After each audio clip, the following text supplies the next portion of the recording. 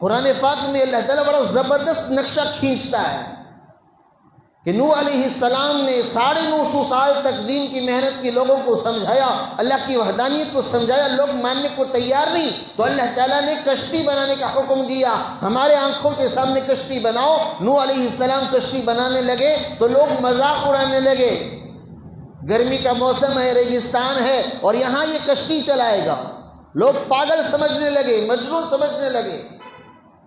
اور جو شریر ہوتا ہے اس کے دماغ میں ہمیشہ شرارت کی سوچی آتی ہے۔ تو نوح علیہ السلام کی قوم کے ایک آدمی سوچا کہ چلو جب ہم نوح کا مذاق اڑا رہے ہیں اور اللہ تعالیٰ کا یقین، اللہ تعالیٰ کا بھروسہ حضرت نوح کو تھا کہ ہماری نگرانی میں آپ بناؤ، تو ان لوگوں کا مذاق حضرت نوح علیہ السلام کے ارادوں کو کھوکھلا نہیں کیا، وہ مضبوط اپنے عمل میں، اپنے کام میں لگے رہے۔ تو جب انہوں نے یہ سوچا کہ ہمارے مذاق اڑانے سے، ہمارا ٹھٹا کرنے سے انہیں کچھ فرق نہیں پڑ رہا، تو ہمیں کوئی ایسا کام کرنا چاہیے کہ نوح کو اس سے تکلیف ہو۔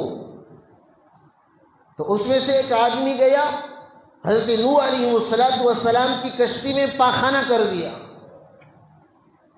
نوح علیہ السلام کی محنت لگی تھی کشتی پر، دیکھے تو بہت تکلیف ہوئی۔ انہم یکیدون کیدا واکید کیدا، مکر کرنے والے، چال بازی کرنے والے، چالیاں کرنے والے کرتے رہتے ہیں، لیکن اللہ تعالیٰ کی تدبیر ان سب پر بھاری پڑ جاتی ہے۔ اب ساری مخلوق، اب نوح علیہ السلام کی ساری قوم اسے باتھ روم بنا دی، ساری قوم کے سارے افراد آتے اس میں استنجا کرتے چلے جاتے، یہاں تک کہ نوح علیہ السلام کی کشتی غلاظت سے، گندگی سے بھر گئی۔ میرے بھائیوں یوں ذرا سوچو، وقت کا نبی ہے، کیسے ان کے ساتھ مذاق کیا گیا، لیکن حضرت نوح علیہ السلام کا رخ اللہ کی ذات کی طرف تھا، انہیں کوئی فرق نہیں پڑا، وہ اپنے کام میں لگے رہے، اور قوم کے افراد نے اس میں غلاظت کر دی تو اللہ تعالیٰ نے اپنی تدبیر سے، اپنی قدرت سے ان میں کھجلی کی بیماری ڈال دی۔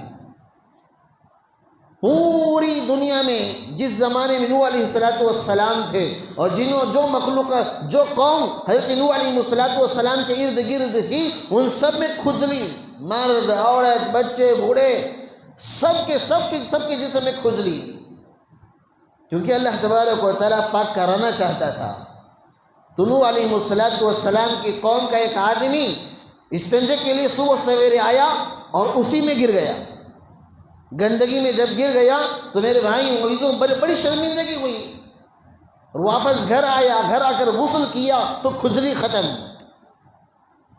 دیکھو اللہ تعالیٰ چٹاتا ہے تو گو کیسے چٹاتا ہے، خود کا گو کھانا پڑتا ہے۔ اللہ کی طاقت، اللہ کی قدرت کے خلاف کام کرنے والے اللہ تعالیٰ ان کی غلاظت انہی کو چٹاتا ہے۔ آج یہ جتنے دنیا دار، کفار، مشرکین، یہود و نصارہ اسلام کے خلاف سازشیں کر رہے ہیں، اس سے اسلام کو کوئی فرق نہیں پڑتا۔ ہاں بہت جلد اپنی گندگی یہ کھائیں گے، اپنی غلاظت، اپنی نجاست خود کھائیں گے۔ نوح علیہ السلام کا وہ آدمی گیا، گھر گیا، غسل کیا، غسل سے فارغ ہوتا ہے جیسے دیکھتا ہے کہ کھجلی ختم۔ اب اس کا گھر سے باہر نکلنا مشکل ہو گیا کہ گھر سے باہر نکلوں گا اور 10 لوگوں کے درمیان بیٹھ کر کھجاؤں گا نہیں تو پھر کیا ہوگا، لوگ پوچھیں گے دوا کون سی کی ہے، پوچھیں گے نہیں پوچھیں گے۔ کرونا کی بیماری آ گئی، سب گوگل میں چیک کریں کون سی تدبیر اختیار کرنے سے کرونا سے بچا جا سکتا ہے۔ سب کے گھر میں سینیٹائزر تھا نہیں تھا؟ میرے بھائیوں نوح علیہ السلام کو وہ آدمی گھر سے باہر نکلنا مشکل ہو گیا، لیکن گھر کے افراد بھی تو تھے نا، بیوی بچے کہنے لگے بھئی کون سا علاج کرے بتاؤ، کسے بولے تو چلتا، نہیں بولے تو چلتا، بیوی چھوڑتی ہے نہیں، اسے تو بولنا ہی پڑتا۔ اور میرے بھائیوں اس نے آہستہ سے کہا کہ میں ایسا ہوا کہ استنجے کے لیے گیا تھا، اچانک پیر پھسلا، میں غلاظت میں گر گیا، اور پھر جیسے ہی اپنے جسم سے لت پت ہو گیا، غلاظت سے غسل کیا تو کھجلی ختم۔ اب یہ دھیرے دھیرے دنیا کا سب سے بڑا بیوقوف، کیا تو بھی عورت کو بول کو کسے بھی بولنا کو بولتا جاؤں گا، انہیں 10 جنے بولتی ہے کسے بولنے کو، تم نہ بولنے سو۔ اب میرے بھائیوں سارے علاقے میں بات پھیل گئی اور سارے لوگ جاتے ڈمکی لگاتے، اس طریقے سے حتیٰ کہ ساری قوم کی کھجلی ختم ہو گئی اور یہاں نوح علیہ السلام کی کشتی بھی پاک ہو گئی۔ اب کچھ لوگ جو کھجلی والے تھے وہ گئے ہاتھ میں اور اپنے پانی لے جاتے ساتھ میں اور اسے دھوتے اور اس سے جو پانی نکلتا اسے اپنے غسل اپنے جسم کو لگاتے۔ اس طریقے سے اللہ رب العزت نے نوح علیہ السلام کی کشتی کو انہی کی غلاظت سے کیا کیا، قوم کی غلاظت سے، انہی کے پانی سے، ان کی جسم سے اللہ تعالیٰ نے صفائی کرا دی۔